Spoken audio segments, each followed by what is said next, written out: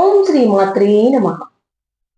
శ్రీ లలితా త్రిపుర సుందరి పరా భట్టారిక అమ్మవారి దివ్య చరణాలను మనసారా స్మరిస్తూ మరి ఇప్పటి వరకు అమ్మవారి ముఖ సౌందర్యాన్ని దర్శించినటువంటి ఆ శంకర భగవత్పాదులు ఇప్పుడు అమ్మవారి కంఠంలోని 3 రేఖల మహిమను వర్ణిస్తున్నారు.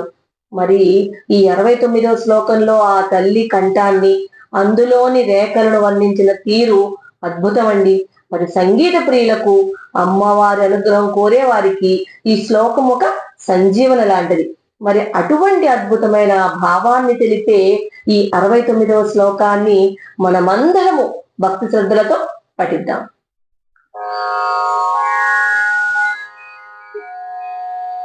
గళే రేఖా తిస్రో గతిగమక గీతైక నిపుణే వివాహ వ్యానద్ధ ప్రగణ గుణ సంఖ్యా ప్రతిభువః విరాజంతే నానావిధ మధుర రాగాకర భువా త్రయాణాం గ్రామాణాం స్థితి నియమ సీమాన యువతే.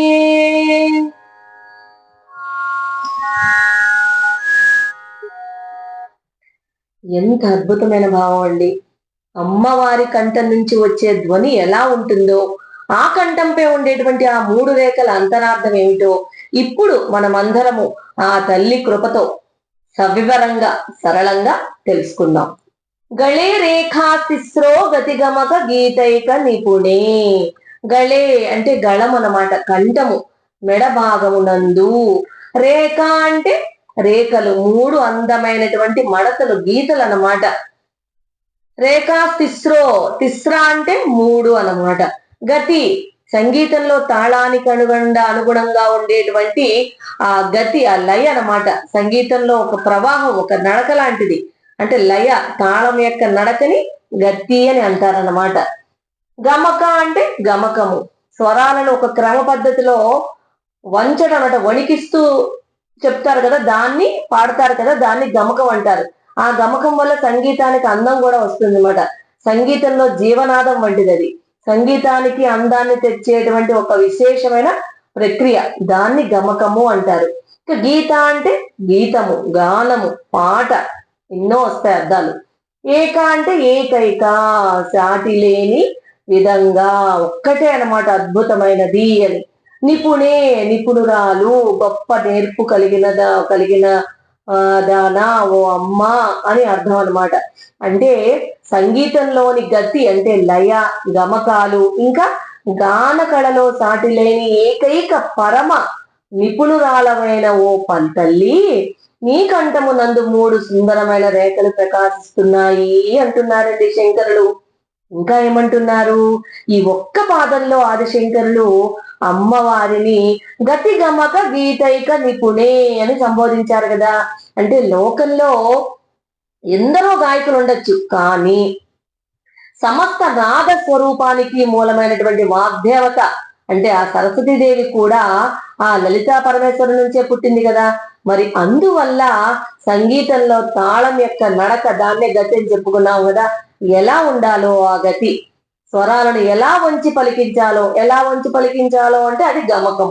అసలు గానం అంటే ఏమిటో తెలిసిన ఏకైక పరమ నిపుణురాలు ఆ జగన్మాత మాత్రమే అని ఇక్కడ ఆదిశంకర్లు చెప్తున్నారండి. ఎంత బాగా చెప్తున్నారో కదా. అలాంటి అద్భుతమైన గానాన్ని పలికించే ఆ తల్లి కంఠంపై 3 రేఖలు ఉన్నాయి. శాస్త్రం ప్రకారం శంకర్ లాంటి అందమైన మెడపై 3 రేఖలు ఉండడం అనేది పరమ శుభప్రదం, సర్వ సౌందర్య లక్షణం. మరి ఆ 3 రేఖలే సంగీతానికి ప్రాణమైనటువంటి 3 గ్రామాలకు సరిహద్దుల్లా ఉన్నాయని శంకరుడు ఇక్కడ పదాల ద్వారా మనకి అద్భుతమైన భూమికను సిద్ధం చేసి చెప్తున్నారన్నమాట. ఇక తర్వాతి పాదం వివాహ వ్యానద్ధ ప్రగణ గుణ సంఖ్యా ప్రతిభువః. వివాహ అంటే పరమశివుడితో జరిగినటువంటి కళ్యాణ సమయంలో, వివాహ సమయంలో. వ్యానద్ధ అంటే గట్టిగా కట్టబడిన, మెడలో గట్టిగా అలంకరించబడిన, ఏంటండది? తాడు, మంగళసూత్రం అన్నమాట. ప్రగుణ అంటే అనేకమైనటువంటి పోగులతో, మంగళసూత్రానికి తాడేసి పేంతారు కదా పోగులు, ఇది పోగులని, బలంగా పేనబడిందనమాట. దాన్ని ప్రగుణ అంటారు. గుణ అంటే మంగళసూత్రం యొక్క తాడు, ఆ పోగుల దారాన్ని, ఆ సూత్రం ఇక్కడ మంగళసూత్ర దారం అని అర్థం. సంఖ్య అంటే ఆ త్రాడుకు 3 పోగుల సంఖ్యకు అని. ప్రతిభువ అంటే ప్రతిరూపాలుగా ఉన్నాయి, సాక్ష్యాలుగా ఉన్నాయి అని అర్థం.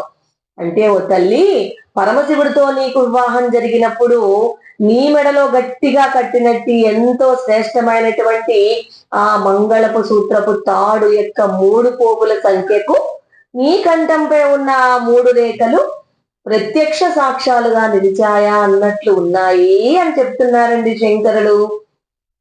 మరి ఈ పాదంలో ఆదిశంకరుల యొక్క భావనాశక్తి అత్యున్నత శిఖరాలకు చేరుకుందన్నమాట. అది ఏంటంటే, సాధారణంగా వివాహ సమయంలో వరుడు వధువు మెడలో 3 ముడులు వేస్తాడు కదా. మరి ఆ మంగళసూత్రం 3 పోగుల కలయికతో తయారవుతుంది కదా, 3 దారాల కలయికతో తయారవుతుంది కదా. మరి ఆ 3 పోగులు సత్వ రజో స్తమ గుణాలకు, లేకపోతే సృష్టి స్థితి లయ కారక శక్తులకు ప్రతీకలని మనం చెప్పుకుంటున్నాం. మరి పరమశివుడు స్వయంగా జగన్మాత అయినటువంటి ఆ లలితాదేవి మెడలో ఆ పవిత్రమైనటువంటి ఆ మంగళసూత్రాన్ని కట్టాడు కదా. మరి ఆ సూత్రము ఆవిడ మెడని తాకడం వల్ల ఆ త్రాడుకుండేటువంటి ఆ 3 పోగుల సంఖ్యకు గుర్తుగా, అంటే సాక్ష్యంగా అమ్మవారి మెడపై 3 సుందరమైన రేఖలు శాశ్వతంగా ఉండిపోయాయా అన్నట్లు ఉంది అని చెప్పి శంకరులు ఇక్కడ వర్ణిస్తున్నారన్నమాట. ఇక్కడ లౌకికమైన అర్థం ఏంటంటే, పెళ్లినాటి మంగళసూత్రపు తాడు యొక్క ముద్రలే ఆ తల్లి మెడ మీది 3 రేఖలు అని లౌకికంగా చెప్తున్నారు. మరి ఆధ్యాత్మిక అంతరార్థంలోకి వెళ్తే కనుక పరమశివుడు జగన్మాత ఒకటయ్యారు కదా, అంటే పురుషుడు ప్రకృతి ఒకటయ్యారు అని చెప్పడానికి, వాళ్ళిద్దరూ ఒకటయ్యారు అని చెప్పడానికి ఆ 3 రేఖలే పరమ సాక్ష్యాలు.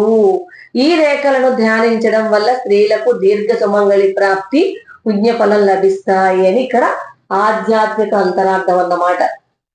ఇక తర్వాతి పాఠం, విరాజంతే నానా విధమధుర రాగాకర భువాం. విరాజంతే అంటే అమ్మవారి కంఠంలోని 3 రేఖలు ఎంతో అందంగా మెరిసిపోతున్నాయట. ఆ రేఖలు నానా విధ అంటే అనేక రకాలైనటువంటి, మధుర మధురమైన అంటే ఎంతో తీయనైన, అంటే శ్రవణానందకరమైన అని. రాగ అంటే సంగీత రాగం అన్నమాట. ఆకర అంటే గని, అంటే పుట్టుకకు మూలమైనటువంటి దాన్ని మనం గని అంటాం కదా, నిలయం అంటాం. ఇంకా ఇప్పుడు రత్నాల గనిలాగా సమస్త రాగాలకు ఆవిడ పుట్టినిల్లు, లేకపోతే నిధి అని అర్థం అన్నమాట. భువాం వాటికి సంబంధించిన, వేటికి ఆ రాగాలకు సంబంధించినది అని అర్థం అన్నమాట. అంటే అనేక రకాలైన, వినడానికి ఎంతో తీయనైన సమస్త సంగీత రాగాలకు పుట్టినిల్లు, నిధి వంటిది అనేటువంటి నీ కంఠమునందు ఆ 3 రేఖలు ఎంతో వైభవంగా ప్రకాశిస్తున్నాయి తల్లి అని ఇక్కడ అర్థం అన్నమాట. ఈ పాదంలో ఆదిశంకరుడు అమ్మవారి కంఠాన్ని రాగాకర భువాం అన్నారు. అంటే ఆకర అంటే గని అని, రత్నాల గని నుండి అమూల్యమైన రత్నాలు ఎలా వస్తాయో, లోకంలోని సమస్త మధురమైన రాగాలు, అంటే ఉదాహరణకు కళ్యాణి, శంకరాభరణం, భైరవి వంటి అనంత కోటి రాగాలు ఆ జగన్మాత కంఠం అనే సంగీత గని నుండే పుట్టాయి అని చెప్తున్నారు. అంటే అమ్మవారి గొంతు కేవలం మాట్లాడడానికి మాత్రమే కాదు, అది సమస్త నాద బ్రహ్మ స్వరూపము.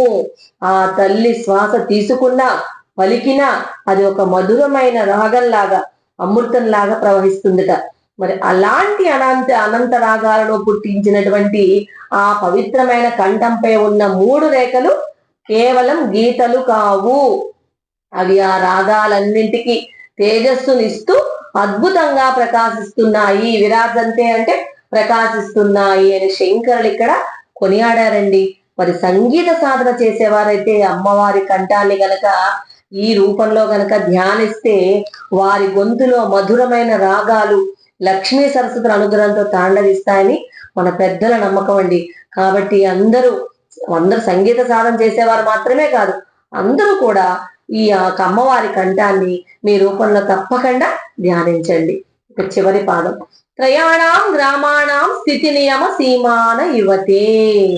ఇక ఈ చివరి పాదమే మొత్తం శ్లోకానికి ముకుటాయమానం అన్నమాట. త్రయాణం అంటే మూడు సంఖ్య అన్నమాట, మూడింటి యొక్క. గ్రామాణం అంటే, గ్రామాణం అంటే ఇక్కడ గ్రామం కాదు, సంగీత శాస్త్రంలో చెప్పబడినటువంటి స్వర సముదాయం అన్నమాట. గ్రామాల యొక్క అని పిలుస్తారు. ఇక్కడ గ్రామాలంటే ఇక్కడ ఊళ్ళని అర్థం కాదు. ప్రాచీన భారతీయ సంగీత శాస్త్రంలో ఉండేటువంటి షడ్జ గ్రామం, మధ్యమ గ్రామం, గాంధార గ్రామం అనే మూడు సంగీత వ్యవస్థలు అన్నమాట. స్థితి వాటి యొక్క ఉనికి అంటే ఆ స్వరాల యొక్క అమరిక. నియమ అంటే ఒక నియమం అన్నమాట, అవి దాటిపోకుండా ఒక క్రమశిక్షణతో, ఒక నియమంతో, ఒక డిసిప్లిన్ తో ఉన్నాయని అర్థం అన్నమాట. సీమానహ అంటే సరిహద్దు రేఖలు, బౌండరీ లైన్స్ అన్నమాట. ఇవా ఉన్నాయా అన్నట్లు, వలే ఉన్నాయా, వలే వంటి అని. తే నీ యొక్క అమ్మ లలితాదేవి నీ కంఠంలోనే ఆ మూడు రేఖలు ప్రకాశిస్తున్నాయని చెప్తున్నారు. ఈ పాదాన్ని సరిగ్గా గనక అర్థం చేసుకోవాలంటే సంగీత శాస్త్రంలో అసలు గ్రామం అంటే ఏంటో మనకి ఫస్ట్ తెలియాలి. స్వరకంపనంలో విశిష్ట లక్షణాన్ని గమకం లేదా గ్రామం అని చెప్తారనమాట. ఈ గమకమే సంగీతానికి శోభనిస్తుంది. ఇందాక కూడా చెప్పాం గమకము అంటే. పూర్వకాలంలో సంగీతంలో స్వరాల సమూహాలను లేదా స్వరాల పుట్టినిళ్లను ఎన్నిటిగా విభజించారు అంటే మూడు గ్రామాలుగా విభజించారట. షడ్జ గ్రామము, మధ్యమ గ్రామము, గాంధార గ్రామము. షడ్జ గ్రామం అంటే భూలోకంలో మానవులు పాడేదిట. మరి మధ్యమ గ్రామం అంటే అంతరిక్షంలో పితృదేవతలు గంధర్వులు పాడేదని చెప్తున్నారండి. నాకు తెలిసిన విషయాన్ని మీకు చెప్తున్నాను ఇక్కడ. గాంధార గ్రామం అంటే స్వర్గలోకంలో దేవతలు మాత్రమే పాడగలిగేటువంటి పరమ పవిత్రమైనదిని చెప్తున్నారు. ఈ మూడు గ్రామాల నుంచే లోకంలోని సమస్త రాగాలు, స్వరాలు పుట్టాయట. అయితే ఏ గ్రామానికి ఉండాల్సినటువంటి శృతి, లయ, నియమాలు దానికి ఉన్నాయట. అవి ఒకదానితో ఒకటి కలిసిపోయే గందరగోళం అస్సలు అవ్వకూడదట. ఏ గ్రామం నందు ఏ రాగం పాడాలో అదే గ్రామంలో ఆది అంత్యం రెండు ఉండాలట. వేరే గ్రామానికి వెళ్ళకూడదట. ఇది ఒక ప్రధానమైనటువంటి నియమముట. ఇలా కలవకుండా పాడగలిగే వారు చాలా తక్కువ మంది ఉంటారట. మరి అమ్మవారు మాత్రం అందులో నిపుణురాలట. మరి ఆదిశంకరులు ఇక్కడ అద్భుతమైన ఒక భావన చేశారు. ఏంటంటే అమ్మవారే సమస్త నాద స్వరూపిణి కాబట్టి ఆ మూడు లోకాలకు చెందినటువంటి సంగీత గ్రామాలు మనం చెప్పుకున్నాం పైన, షడ్జ, మధ్యమ, గాంధార గ్రామాలు ఆ తల్లి గొంతులోనే ఉన్నాయి. ఆ మూడు గ్రామాలు తమ హద్దులు దాటకుండా క్రమశిక్షణతో పద్ధతిగా ఉండడం కోసం ఆ తల్లి మెడపై ఉండేటువంటి మూడు రేఖలు మూడు సరిహద్దు గోడలుగా ఉండి వాటిని నియంత్రిస్తున్నాయా అన్నట్లు ఆ రేఖలు ఉన్నాయి అని శంకరులు ఇక్కడ మనకి చెప్తున్నారు. అంటే అమ్మవారి కంఠంలోని మూడు రేఖల వల్లే ఈ సృష్టిలో సంగీతం ఇంత క్రమబద్ధంగా మధురంగా వినబడుతూ ఉంది అని శంకరుల యొక్క అంతరార్థం అండి. 4 పాదాలు అయిపోయాయి. ఇప్పుడు మనము ఈ శ్లోకం మొత్తానికి ఒక భావార్థము సింపుల్ గా 2 ముక్కల్లో ఈజీగా తెలుసుకోవాలి, అందరికీ అర్థమయ్యేట్టుగా తెలుసుకోవాలి అంటే గనక, ఓ లలితాదేవి, నువ్వు సంగీతంలో, లయలో, గమకాలు పలకడంలో గొప్ప నేర్పరివి. నీ మెడపై 3 అందమైన రేఖలు కనిపిస్తున్నాయి. అవే మడతలు అన్నమాట. అవి ఎలా ఉన్నాయంటే పరమశివుడు నీ మెడలో కట్టిన మంగళ సూత్రానికి ఉండేటువంటి 3 పువ్వులకు సాక్ష్యాలుగా ఉన్నాయా అన్నట్లు ఉన్నాయి తల్లి. అలాగే సంగీత ప్రపంచంలో రకరకాల తీపి రాగాలను పుట్టించే 3 ముఖ్యమైన స్వర సమూహాలు, గ్రామాలు ఉన్నాయి. ఆ 3 సంగీత గ్రామాలు దాటిపోకుండా వాటి పరిమితులను కాపాడే సరిహద్దు రేఖల్లాగా నీ మెడ మీద 3 గీతలు మెరిసిపోతున్నాయని సింపుల్ గా అర్థం అన్నమాట ఈ మొత్తం శ్లోకానికి. ఇక్కడ మనం ఇంకొకటి తెలుసుకోవాలి. ఏంటంటే లలితా సహస్రనామ స్తోత్రంలో 30వ నామం అయినటువంటి కామేశబద్ధ మాంగళ్య సూత్ర శోభిత కంధర అనే పరమ పవిత్రమైనటువంటి నామాన్ని మనం ఈ సౌందర్యలోహ శ్లోకం చదువుకుని, సౌందర్యలహరి శ్లోకం చదువుతున్నప్పుడు కూడా ఖచ్చితంగా గుర్తు తెచ్చుకోవాలట. ఎందుకంటే ఇప్పుడు ఆ నామానికి ఈ శ్లోకానికి ఉండేటువంటి ఆ సమన్వయం ఏంటో తెలుసుకుందాం. లలితా సహస్రనామం ఏం చెప్తోంది? కామేశబద్ధ మాంగళ్య సూత్ర శోభిత కందర. కామేశబద్ధ అంటే కామేశ్వరుడైనటువంటి ఆ పరమశివుడి చేత కట్టబడిన ఏంటది? మాంగళ్య సూత్ర, మంగళ సూత్రము చేత, శోభిత ప్రకాశిస్తున్న, కందర అంటే కంఠము కలది అని మనకి చెప్తున్నారు. అంటే పరమశివుడి చేత కట్టబడినటువంటి మంగళ సూత్రము చేత ప్రకాశిస్తున్నటువంటి కంఠము కలది అని చెప్తున్నారు. దానికి అర్థం అది.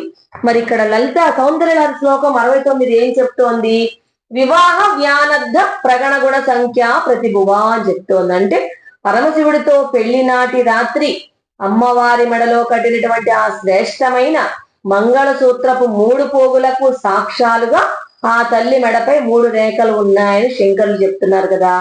లలితా సహస్రనామంలో వసున్యాది వాగ్దేవతలు అమ్మవారి మెడలో కామేశ్వరుడు కట్టిన మంగళసూత్రం వల్ల ఆమె కంఠానికి గొప్ప అందం వచ్చిందని స్తుతిస్తే, అదే భావనని ఇక్కడ ఆదిశంకరులు సౌందర్యంలో కొంచెం మరో మెట్టు పైకి తీసుకెళ్లి చెప్పారు. అదే ఏంటంటే ఆ మంగళసూత్రం యొక్క ఆ తాకిడి వల్ల, ఆ మెడకి తాకిడి వల్ల ఆ అమ్మవారి మెడపై 3 సుందరమైన రేఖలు శాశ్వతమైన ముద్రలుగా ఉండిపోయాయని వర్ణించారన్నమాట. కాబట్టి సౌందర్యంలోని ఈ 69వ శ్లోకాన్ని ధ్యానించేటప్పుడు ఈ లలితా సహస్రనామంలోని ఈ నామాన్ని కూడా కలిపి స్మరిస్తే కనుక అమ్మవారి పట్ల భక్తి రెట్టింపవడమే కాకుండా ముత్తైదులకు అఖండ సౌభాగ్యం అంటే దీర్ఘ సుమంగళి ప్రాప్తి సిద్ధిస్తుందని మన పెద్దలు చెప్తున్నారండి. కాబట్టి మీరందరూ కూడా ఈ 69వ శ్లోకాన్ని చదివేటప్పుడు లలితా సహస్రనామని నామాన్ని కూడా కలిపి స్మరించండి. అదండి మన ఆదిశంకరాచార్యులు వారు అమ్మవారి కంఠాన్ని స్తుతిస్తూ భగవత్ స్వరూపాన్ని మన కళ్ళకు కట్టినట్లు చూపించినటువంటి శ్లోక భావార్థం. మరి అమ్మవారి కంఠ లోక కళ్యాణానికి ప్రతీక.